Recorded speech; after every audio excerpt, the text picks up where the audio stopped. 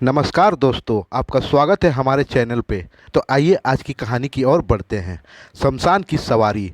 रात के 11 बज रहे थे। हवा में अजीब सी नमी और सिहरन थी।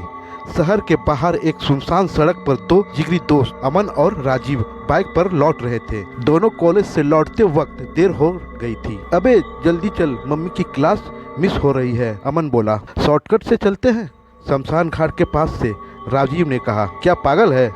लोगों ने कहा वहाँ अजीब चीजें होती है। डरपोक मत बन यार, भूत वूत कुछ नहीं होता। बाइक अब धीरे धीरे उस रास्ते पर जा रही थी जहाँ दोनों ओर जंगल था और बीच में कच्ची सड़क। एक तरफ शमशान घाट की दीवारें थी जिसमें धुएं की लकीरें और धीमी चिताओं की रोशनी दिख रही थी। अचानक बाइक की हेडलाइट टिमटिमाने लगी। अरे क्या हुआ? अमन घबराया।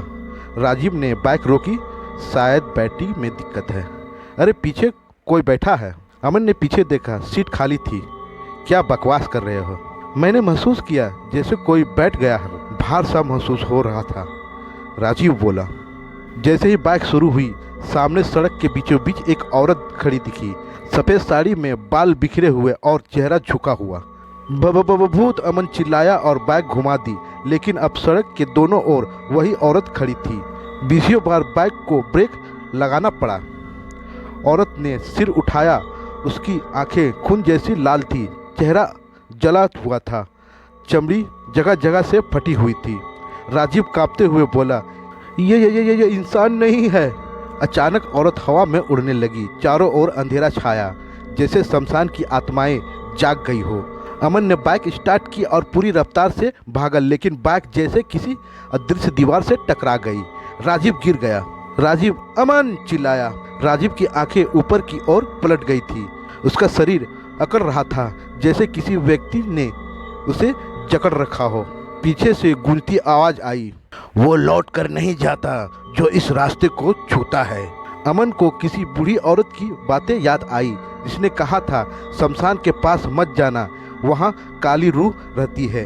एक बार जिस पर सवार हो गई, उसकी आत्मा कभी मुक्त नहीं होती। अमन ने जेब से माचिस निकाली और पास की लकड़ियां जलाकर मसाल बनाई। उसने राजीव को चीखते हुए उठाया, राजीव, और जंगल में दौड़ पड़ा। पीछे हवा चीरती चीखें और परछाइयां उनका पीछा कर रही थी। भागते भागते दोनों एक वीरान आश्रम तक पहुंचे। वहां एक बूढ़ा बाबा बैठा था, त्रिनेत्रनाथ। बचाओ बाबा, वो हमारी पीछा कर रहा है, अमन रोया। बाबा ने आंखें खोला और एक राख की लकीर दोनों के माथे पर खींच दी। वो भैरवी है, 1857 की विद्रोह रानी, जिसे अंग्रेजों ने यहीं जिंदा जलाया था। तब से हर पूर्णिमा को उसकी आत्मा एक सवारी ढूंढती है, इंसानी शरीर में उतरने के लिए। राजीव की सवारी। बाबा कुछ मंत्र पढ़ रहे थे कि अचानक राजीव की आंखें बदल गई, पूरी काली, ठंडी और खाली। बहुत देर कर दी बाबा, अब ये शरीर मेरा है, राजीव बोला, मगर आवाज उसकी नहीं थी। अमन पीछे हट गया। राजीव हवा में उठा, उसकी हड्डियां मरोड़ने लगी, चेहरा खिंच रहा था। बाबा ने एक त्रिशूल निकाला, आग में तपाया और उसे जमीन पर मारा। एक तेज भूकंप जैसा झटका लगा, दीवारें हिल गई। भैरवी ने राजीव के शरीर से अमन की ओर छलांग लगाई, पर बाबा ने बीच में आकर उसे मंत्रों से रोका। तू तर्पण की प्यासी है, मैं तुझे मोक्ष दूंगा। बाबा ने अग्नि कुंड में कूदकर बलिदान दिया। एक जोरदार विस्फोट हुआ। राजीव बेहोश होकर गिर गया। बाहर सब शांत हो गया। अगली सुबह अमन और राजीव एक सरकारी अस्पताल में थे। गांव वालों ने उन्हें बेहोश पाया था, मगर राजीव अब भी बेहोश था, एक शब्द नहीं बोलता।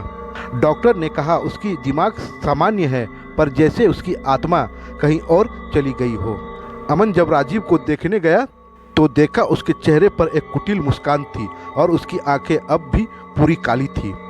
भैरवी ने सवारी नहीं छोड़ी थी, वो अब पूरी तरह से उसके अंदर थी।